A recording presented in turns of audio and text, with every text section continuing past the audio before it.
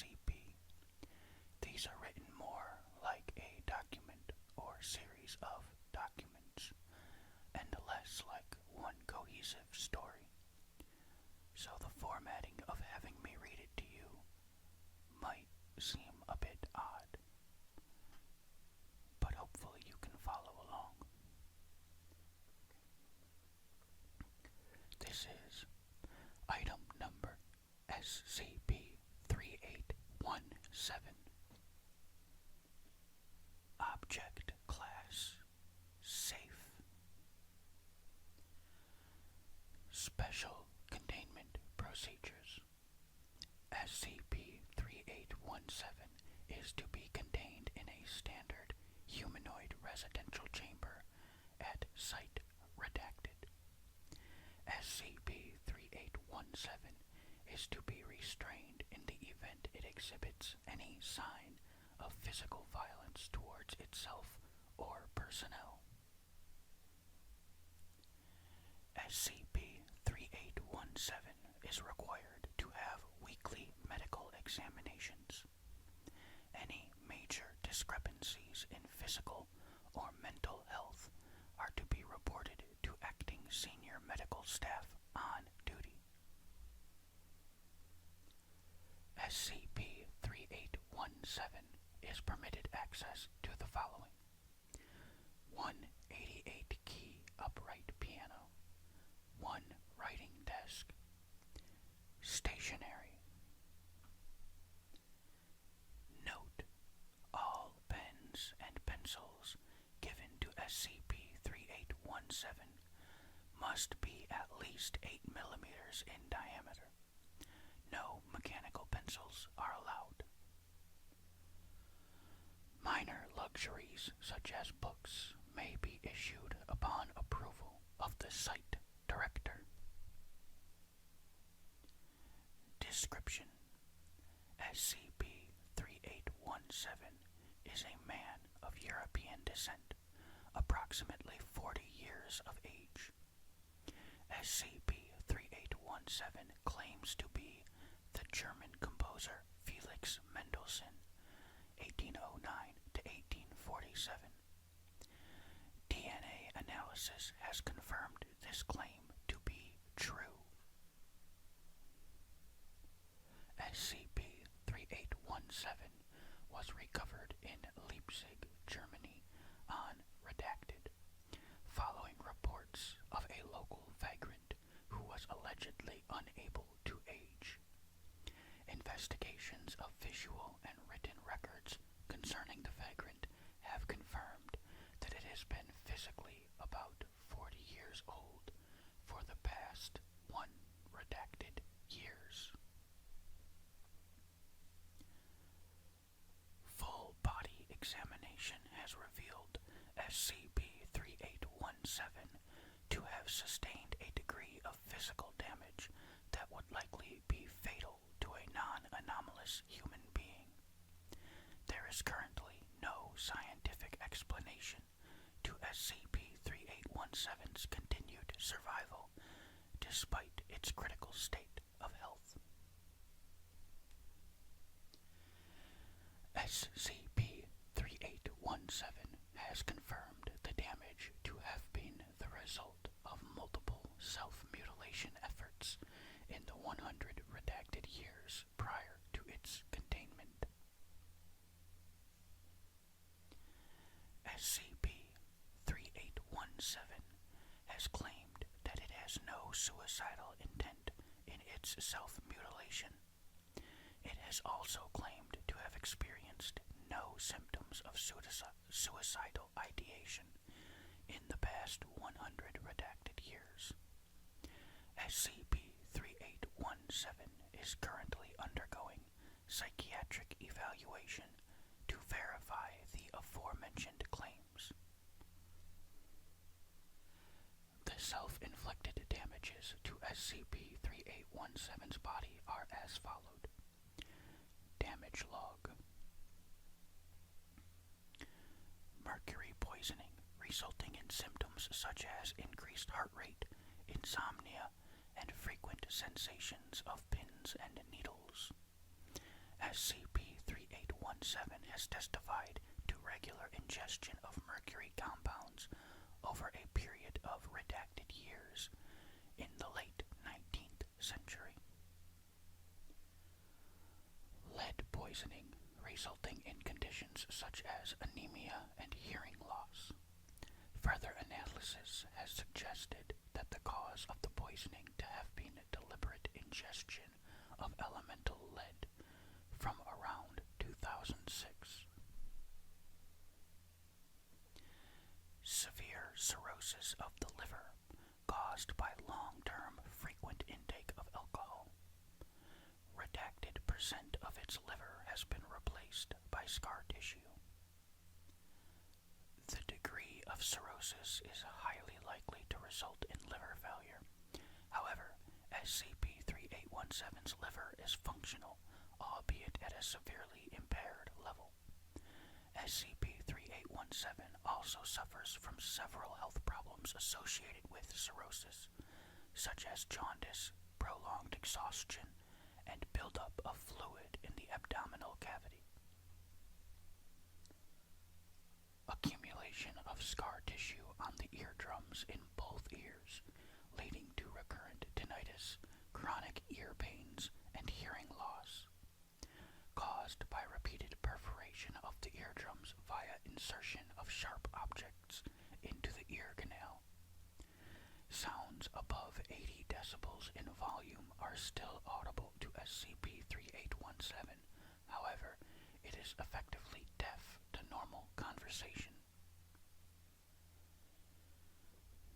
Numerous small areas of scar tissue on its palms, legs, abdomen, and pelvic region, identified as healed sores from primary and secondary syphilis.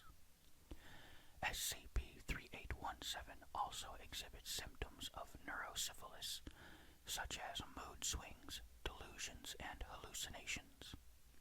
It has also been recorded displaying irrational and obsessive behavioral patterns consistent with those exhibited by sufferers of neurosyphilis.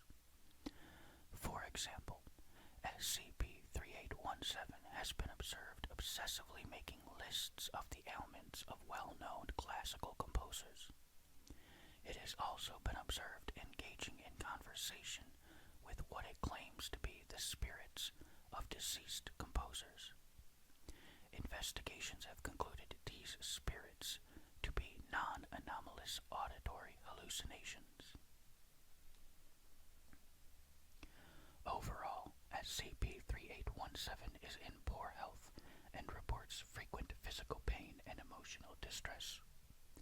Despite its current state of health, SCP-3817 has not made any of the expected requests for termination and has explicitly stated that it does not desire humanitarian euthanasia.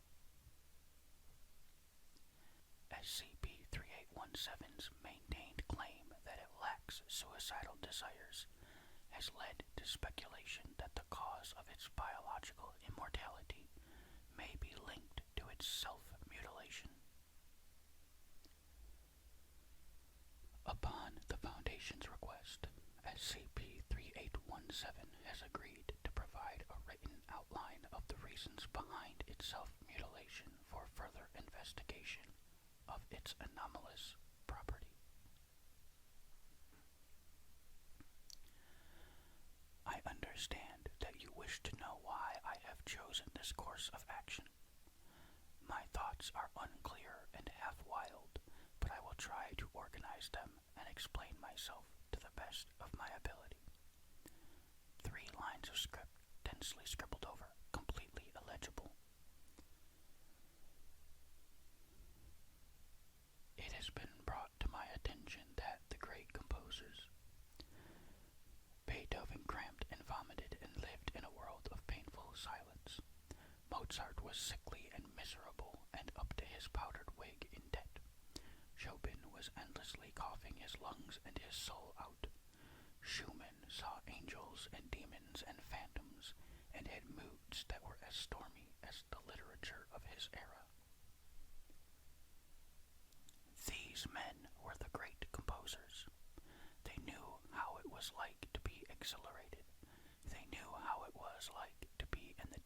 darkness of despair. They knew emotions. Their music changed and shifted and developed and grew with the changes in their lives. All the great composers endured pain and suffering to fulfill their desire to create, and the results of their effort, timeless masterpieces. As for me, Happy and Fortunate is my first name. I was born into a wealthy family, showered with support and praise and money for my entire life. Never did I have to struggle to write music.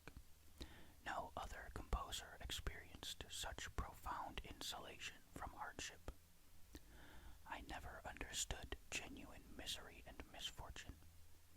For the 38 years in which I lived, my music never changed in style or quality, and there is no doubt that my pitifully comfortable existence impeded my artistic development. And do you agree with me that the first condition of an artist should be to bear respect towards what is great and to bow to it and acknowledge it? Owing to that, I have decided I must acquaint myself with suffering for my own sake. I must never perish.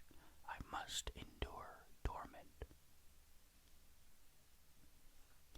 I destroyed my hearing so I would never again experience the pleasures of sound, just like Beethoven, who went deaf. Many of my illustrious predecessors, such as Schubert, Schumann, and Donizetti, suffered from syphilis, so I did what was needed.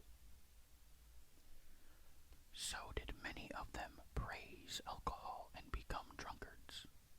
I have faithfully followed their practice of drinking excessively, only ceasing when every part of my body cried, "Stop, no more." I took to living on the streets as a penniless vagrant, so I could worry about money, about my safety, about where my next meal was going to come from, as many illustrious composers led their lives in debt or poverty. Mozart and Wagner come to mind. There were more, and I would have written them down if I could recall them. My memory is regrettably patchy. However, I can say with confidence that I have made significant progress since. I am always in pain. I am in constant pain, and I can't even walk a few steps without feeling strange or numb or hurt, and I cannot put it into words. I do not wish to end this pain. I want to continue living. This is what the great composers endured every day. This is what shaped and grew them, and I too must let it be an unavoidable part of my life. They have told me this. They have told me I must not give up in trying to develop myself. I have since grown accustomed to pain in an endearing, musical way. I understand mankind's greatest sorrows, and they are tangible. It has completely changed the way I perceive and comprehend things. This is my life now. I have emotions now, and I am no longer emotionless. I believe I have made great leaps in terms of progress. The heavenly spirits of the late great composers are agreeing with me. I can hear them speak, feel their presence. They are giving me their approval. My time, I am sure, is right now. I have been writing at great speed. A volume of songs without words is nearing completion. I am sure it is not too much to hope that it will satisfy the public as much as it satisfies me. It will fulfill. It will be to the public's liking. It. Illegible, scribbled over a script for the rest of the note. P.S. Please forgive me for the cancellations and clumsy was weary. A poet in me was lost. I offer my sincerest apologies. Addendum. During the period of its stay at the Foundation, SCP-3817 has written a collection of piano pieces titled Songs Without Words.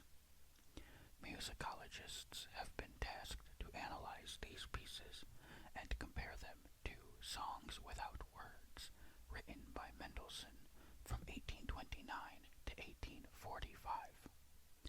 No stylistic differences have been detected. Alright, that is the end of the file. Thank you for watching or listening.